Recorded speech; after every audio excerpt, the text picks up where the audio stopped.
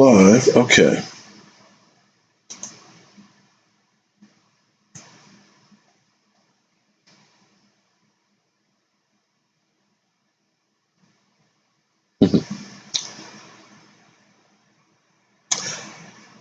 Hey guys, Mark Holmes here, and as always, thank you guys for watching, commenting, and subscribing to the Jobu Sports Report. Without you guys, this literally does not work. I am just doing a test run here, trying to see if my software had some issues last night, and so I'm trying to make sure that we are good to go, or figure out which way I actually have to go with this. So actually on a different computer, but I think I have to do something a little bit different than usual with the software update to get the stuff together. So let me know if you guys actually see a broadcast. This is kind of a test run here as we get ready to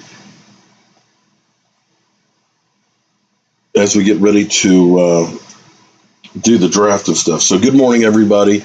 I am excited as can be that we are ready for the draft. I'm sitting here actually behind my desk with my other laptop on here and just trying to do a test run because I really want my software to be working.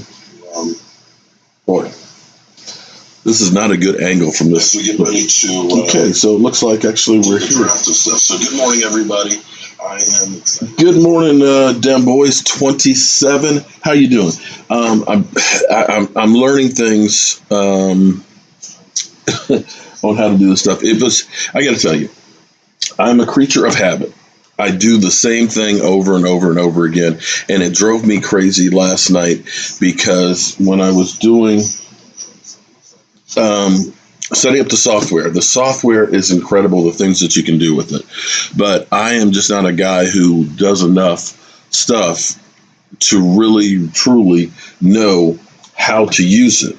Well, I had gotten everything together. We had issues with my Wi-Fi system and couldn't get the Wi-Fi working. And it turned out it wasn't the booster system, and it's like a net system. Somebody actually asked me what we have, and basically we have Verizon, internet, television.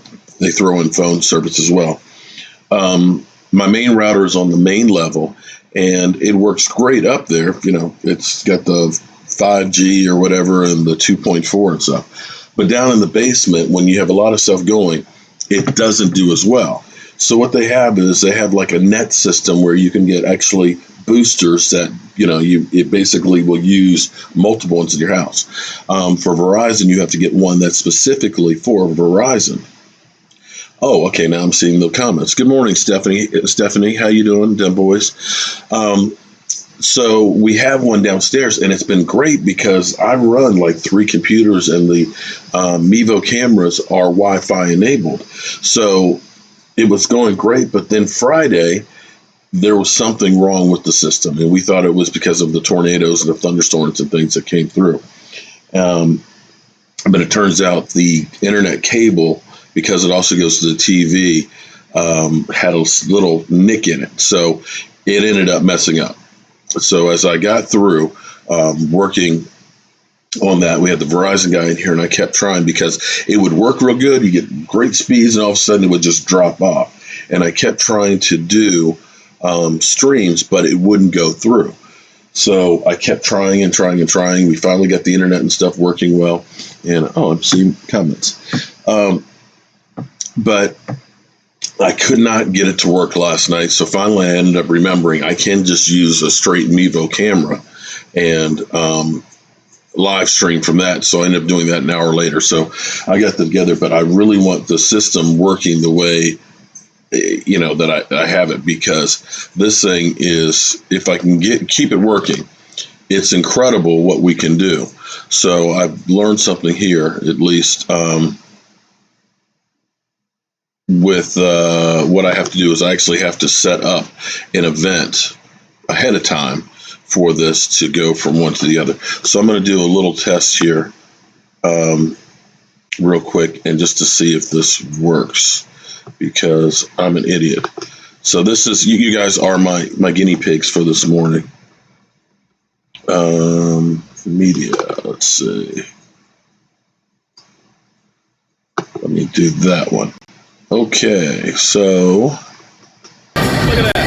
let me see if this actually works. Stephen A. Smith, I'll get on Jerry's show. I got you. The Dallas Cowboys. Jobu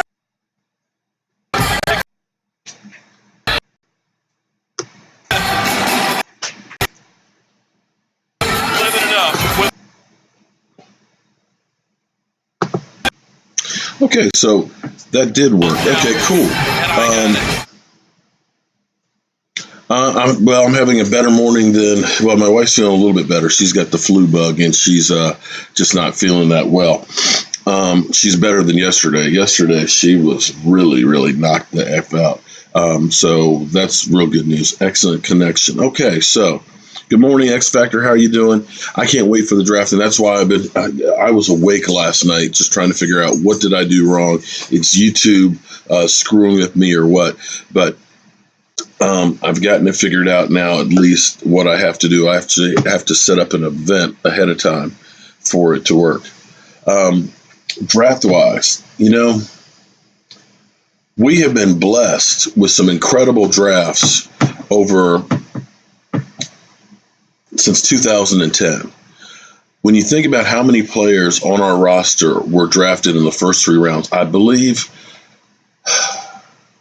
you have 11 if you still count Randy Gregory. That's phenomenal. In the first 3 rounds that you've got 11 players that have played valuable time.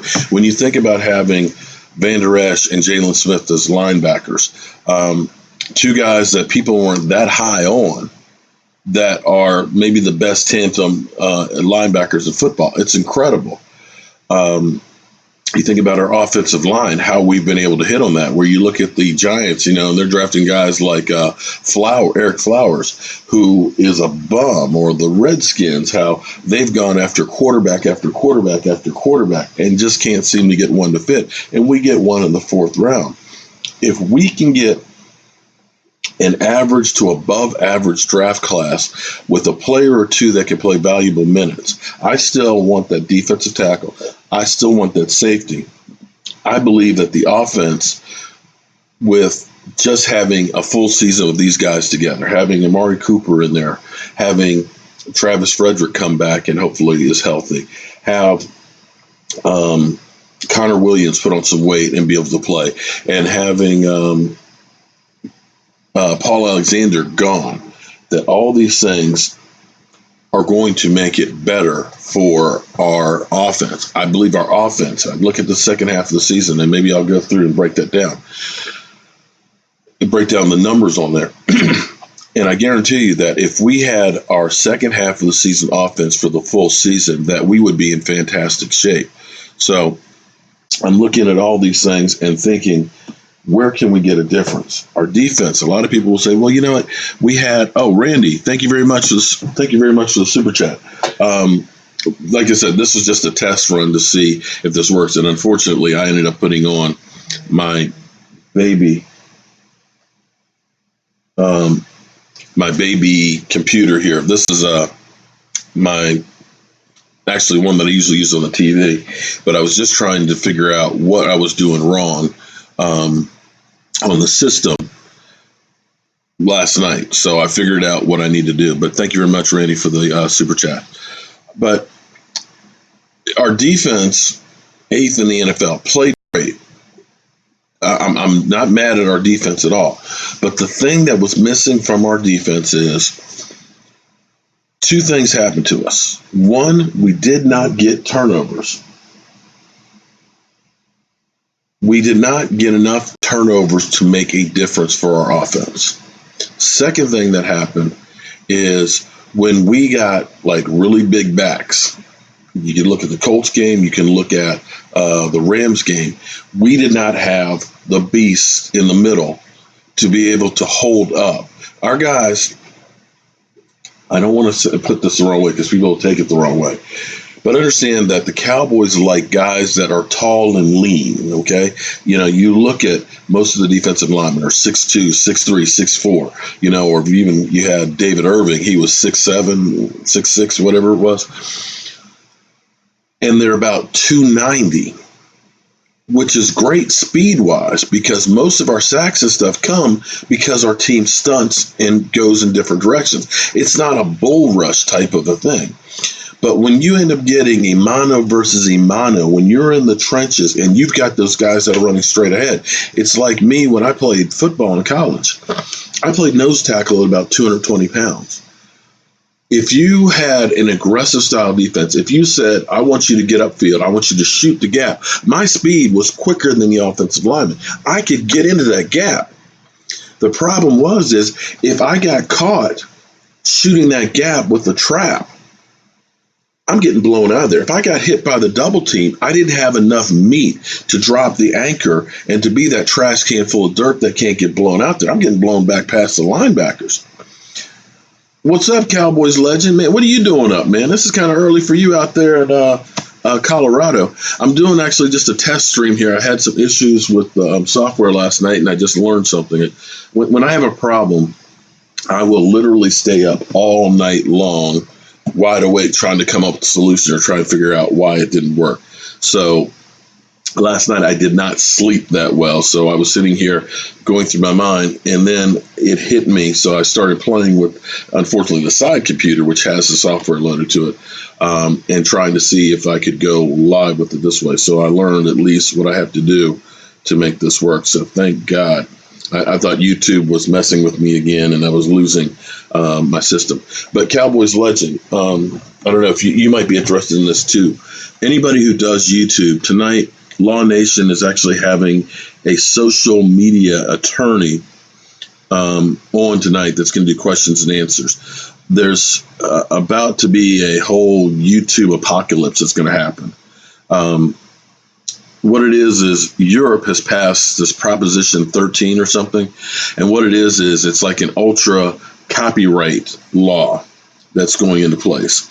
And what it's going to be is instead of when you do use copyrighted material, they demonetize you, or the copyright owner can go after you for money on it. In Europe, Callie can hear you. Oh, great. I'm glad to hear that. What it's going to be now is YouTube can get sued and has to pay for that. So YouTube and all these other social platforms are now going through, and if there's any benefit, there is no benefit of the doubt. They're going through and they're shutting down channels, or they're demonetizing them to cover their ass. So like Law Nation's channel has been demonetized. And of course, my other channel is still locked out. So I mean, I don't have that one, and it's been over a month, and I don't think I'm going to be able to get it back. And you basically are on the whim of it. So anybody who's doing YouTube, that will be a good live stream to watch at 8 o'clock Central Time on Law Nation's channel, because, I need to find out what the heck I'm doing wrong, too, because I'm not trying to get shut down.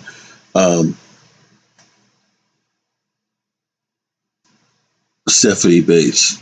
We need a speed back. Oh, my God, Steffi, I 100% agree with you on that. I would love to have basically a change of pace back. I'm worried about Zeke Elliott's longevity if we continue to run him the way we are. You cannot continue to run him, into the wall over and over and over and over again and think that he's going to end up having any kind of a career. Now, they could go ahead and do what they did with DeMarco Murray, which was basically just run him in the ground and say bye-bye. But I don't think that you want to do that per se. I would like to see Zeke Elliott being able to get the ball more in space, more in the passing game, because there's a big difference of running between the tackles. When you're running between the tackles and having to make that move and that cut, and then you get a 300-pound guy following you, when your body is torqued or cutting, that's when you start getting a lot of the injuries. If you think about, say, Darren McFadden, when he was playing behind a shitty offensive line with the Raiders, he was averaging about 3.3 yards a carry. And he was getting hit a lot behind the line of scrimmage. He was always getting injured. When he ended up coming to the Cowboys, the difference is we were opening up holes. He wasn't getting hit until the second level. And the difference of being hit on the second level is now you're getting hit by linebackers that are maybe 240, 250, cornerback safeties, and they're more of a glancing blow as opposed to 300-pound fat guys falling on you. So that's one of those things that you can do to help Zeke Elliott stay upright. Because if you're not going to be worried about trying to keep his career, then you definitely do not want to sign him to a long-term deal. Because at 27 is when running backs, come on, man. Why are we at the Dez Bryant reunion? I'm sorry, Dez Bryant is done. We have young, speedy guys that are interchangeable that can play more than just the outside. They can play inside, outside, and everything else. You don't need Dez. You don't. Dez, over the last 4 years, has stayed injured. I love Dez Bryant's attitude. I love his passion and everything else. But understand, you're not getting better sitting out for a year coming back from Achilles tendon. It's not going to happen. No more than it was going to happen if DeMarcus Ware was coming back. Yeah, you're welcome, Cowboys X Factor. But yeah, we all have to actually get better at understanding what is going on around us as far as social media. And it's not just YouTube. It's even Facebook, because Facebook, literally, Law Nation has been banned. He can't even set up a new account at all. So I enjoy doing social media. I love talking about the Cowboys. And, sharing and interacting and doing fan stuff. I just want to make sure that I can still continue to do that. But things will change, and you don't really understand the changes. It's basically when YouTube gets you, they're like the executioner. They chop your head off, and you can't even find out why. Randy, you're looking for Cowboys Experience? CowboysExperience.com. And if you go there, tell them that Jobu Sports sent you, and you'll end up getting at least an autographed picture and stuff. But we're going to be doing a lot of stuff. We're going to probably be going to the season opening game with the Giants, and then we're going to have a big-ass tailgate at FedEx. I've got West Coast is going to the East Coast for that. We may actually have some retired players. We're even possibly, this is going to be kind of crazy, we actually may be doing some stuff where it's Cowboys and Redskins kind of joint things where we have retired players from both sides to really kind of build this stuff up. For me growing up, the Redskins Cowboys, that was the be all end all in football. And I want to get that rivalry and stuff going back. Yeah, but you know what? I agree. Witten and Sean Lee aren't what they used to be. But here's the difference between Witten, and I'm going to ask you this one. I'm just going to call you man. I'm going to call you G-Man. How's that? Because I know I'm not going to get it right. G-Man. The difference between Dez Bryant, Sean Lee, and Jason Witten. Okay? Sean Lee, every time he's had an injury, he comes back the next year playing lights out. But more so, Sean Lee playing on the field as a backup. Sean Lee's okay with that role. Sean Lee can teach and has taught. I don't know that Van Der Esch and Jalen Smith would be as good as they are had they not had a Sean Lee whispering in his ear. Sean Lee knows more than most NFL coaches do about playing football. So from a mentor standpoint, I'll take him any day to be there, especially with the discount. Jason Witten. Jason Witten has never been a guy who is fast. Jason Witten has never been a guy who's been out injured. Jason Witten can still catch the football. Jason Witten can still teach. Jason Witten can still block. Now, Dez Bryant, on the other hand. Do you want Dez Bryant teaching our wide receivers? Do you want Dez Bryant to be the guy in the locker room to get this team together? Whether you like him or not, Dez Bryant is polarized. When I look at Mari Cooper right now, the way he goes about, he's low key, he's about business, he's about getting better, he's about working out and everything else. I look at Dak and I look at Zeke, how they get along and stuff in the locker room, hang out together. I don't think that Dez, who has been injured the last 4 years, is going to be able to bring you anything that you don't already have in that locker room. And in fact, I don't think that Des Bryant is going to be happy with trying to be a backup. So no to Des. He gets open.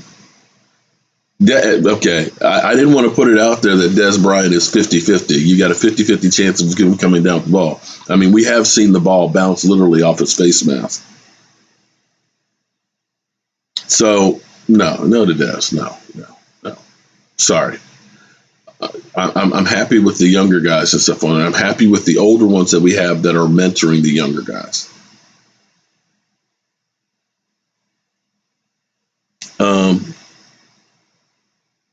There you go. You got it, Mr. Worldwide Traveler. Jason Witten is slow as dirt, but he always seems to get open, and he always seems to catch the ball. When the ball is there, he's coming down with it.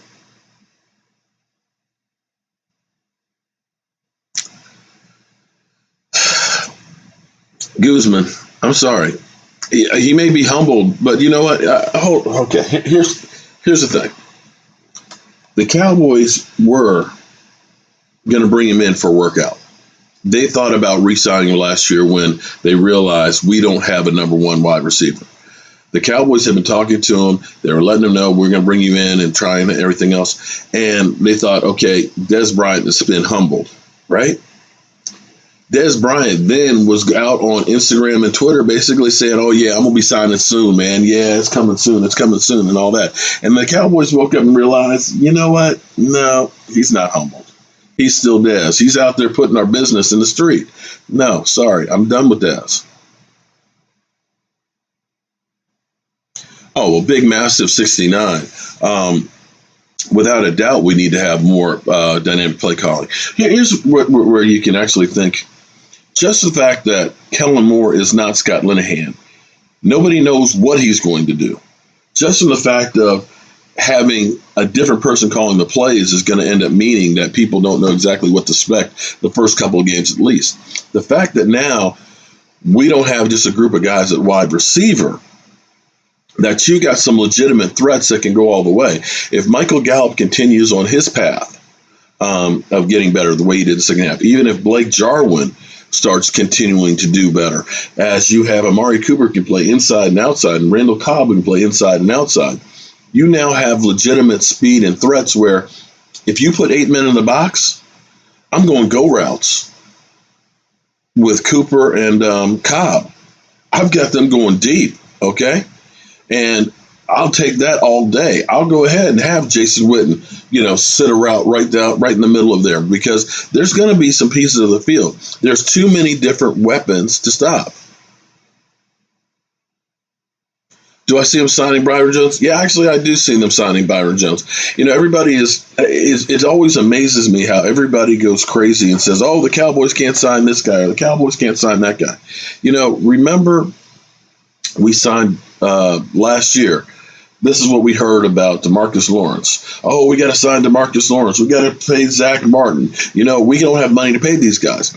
But we ended up doing Zach Martin's deal last year. We ended up franchise tagging DeMarcus Lawrence. We ended up bringing in a Cam Fleming and Alan Hearns, as well as other guys on the team, and still ended up with $14 million left over. They can do it. Believe me, the Dallas Cowboys are masters of moving the money around, and they'll be fine. Don't worry about that. They'll get Dak done. They're going to cry poor, and they're going to try to make you think that, oh, man, we ain't got money to sign everybody, because they're trying to get the best deals possible. And I can't say I blame them, because we're all bargain hunters. Why pay $20 if you can get it for $15?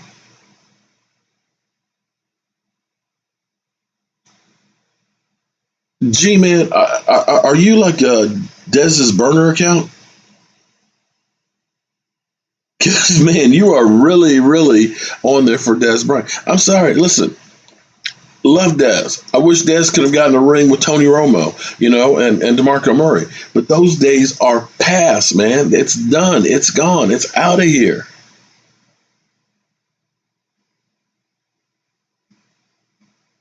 Who will be Dak's backup? Hopefully Dak will stay healthy. But right now, who knows? They may end up trying to sign a veteran that gets kicked to the curb. Here's the thing. You understand there's 3 waves of free agency. There's the first wave, which is the big mega bucks one that's, basically happened beginning of the league year. You're going to see a second round after the draft because a lot of teams will get guys that they didn't think that they had an opportunity to get. And so they'll start cutting some of those other guys. And then you have your final round, which will be, in the training camp where you have teams that are cutting down on the rosters. So there's also an opportunity to get veteran players later. Bright and early. Yeah, well, I had not planned on doing this live stream here. It was actually because I couldn't figure out what was going wrong on my system last night where I couldn't live stream using the software. It's one of those things that I guess it's like a sports car. You get a Ferrari, it's great, but half the time it's in the shop. So the software, when I can get it to work right, is great, but half the time I'm trying to tweak it to get it to work to its fullest advantage. So that's where we are. Yeah, Cowboys legends, right. Right now it's Mike White. And of course, Cooper Rush. But here's the reality. If we lose Dak for any length of time, and even if you have backups, I mean, when we lost Tony Romo, think about what we had for backups for him of Kellen Moore and, God, what's his name? Kellen Moore, Brandon Whedon, and, God, I'm having a brain fart this morning. Matt Castle. Those guys, whoa, you'll chip in. Sir Cowboys, thank you very much for the super chat for helping try and keep the team together. All right, well, I'll talk to the football guys. Where is Mike White? He's still on the roster. But, here's the reality with most teams. If you lose your quarterback for any length of time, you're lost. Okay, look at the Redskins when they lost Alex Smith. And you can have a butt fumble there, but the reality is they're not going to be the same.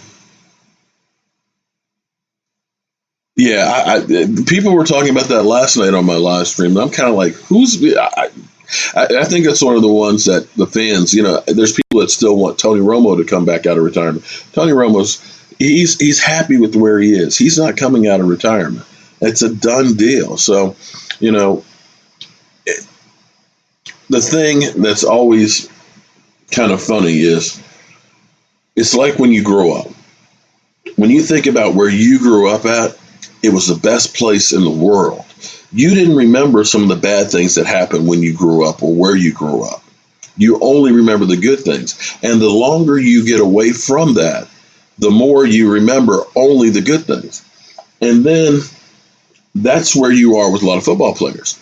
In your mind, when you think of, say, Michael Vick, you think about Michael Vick in Atlanta, and you think about the commercials where he was just like juking people around left and right. But by the time he got to Pittsburgh, when people were saying, oh, man, I'd like to have Michael Vick for a quarterback, his body was beginning to fail him. He couldn't play the way he used to could play. But in your mind, you're still thinking about the guy that was 4 or 5 years ago. And it amazed me because with RG3 in 2013 had that incredible rookie year. But Redskin fans, even in 2015, 2016, kept thinking back to that year. But when you're 2-3 years away from where you were, that's a lifetime in football.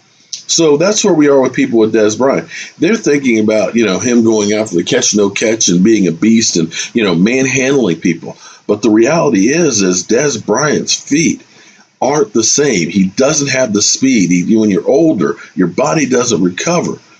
And Cowboys legend, you're 100% right. Before he got paid, 2014, he was a beast. After that, he just could not stay healthy. It's just one of those things. You have a very short window and short shelf life when it comes to playing football. And you've got to strike while the iron's hot. So I'm hoping that we don't waste the players that we have. Because make no mistake about it, our team is loaded. Big, massive 69. Allen Hurns is beginning to run and everything else. They say that he'll be ready by August to actually play, which is amazing. I may actually be doing some stuff with Allen Hurns' mom. She has a book and a charity and everything else. Allen Hurns and or his mom may be coming up in June to do like an autograph signing with us. But here's the thing, John House, you're right that Michael Gallup is going to shine. What's going to be interesting is everybody helps everybody else. You could see, because of what Amari Cooper was now a threat on the outside, how it actually opened up the running lanes for Zeke Elliott. It helped Zeke. It helped Dak, because now I've got somebody who can throw to, who's not going to be a pop-up in the air or a body catcher like Terrence Williams was. So when Blake Jarwin starts catching the ball, then that makes it easier for Amari Cooper. It makes it easier for Michael Gallup. It makes it easier all across the board. So the more guys that you get that are playing well, and you want all of the guys to be playing well. You want to have, Amari Cooper with 70, 80 catches. You want to have Blake Jarwin with, say, 50 catches. You want to have, Randall Cobb with about 50, 60 catches. You want to have Michael Gallup with about 50, 60 catches, because then you don't know who you have to stop. It means, okay, we're going to focus in on Amari Cooper, make sure he doesn't beat us, but then Randall Cobb does. Okay, so now we got those two guys covered. Now it's Blake Jarwin that does. Okay, we got those guys covered. Now it's Michael Gallup. It's what I call death by 1,000 cuts. You have to pick your poison on who you're going to stop. We're going to say, okay, we're going to put 8 men in the box, and we're just going to make sure that Zeke Elliott doesn't beat us. Okay, now you got wide receivers that can beat you. So that's where we are with that. So, guys, I'm going to go ahead and end this stream. I need to go check on my wife and things. And I hadn't planned on doing this, but I'm glad to know that I am not banned from YouTube. It's just a matter of me having to set things up a little different. But as always, guys, thank you all for all the support. We'll be at Lucky's on Thursday night for the draft. We're going to have a little draft party there. I just got to go by and talk to Marcus Patton to make sure we're still on. But we'll be broadcasting from there. So if you guys are in the area and want to come on by and join us, jump on camera and things, please do. And then Friday and Saturday, we'll be here in the Man Cave. So as always, friends, I want to thank you guys for watching, commenting, and subscribing to the Jobu Sports Report. I'll see you guys soon. That is, if I can end the stream.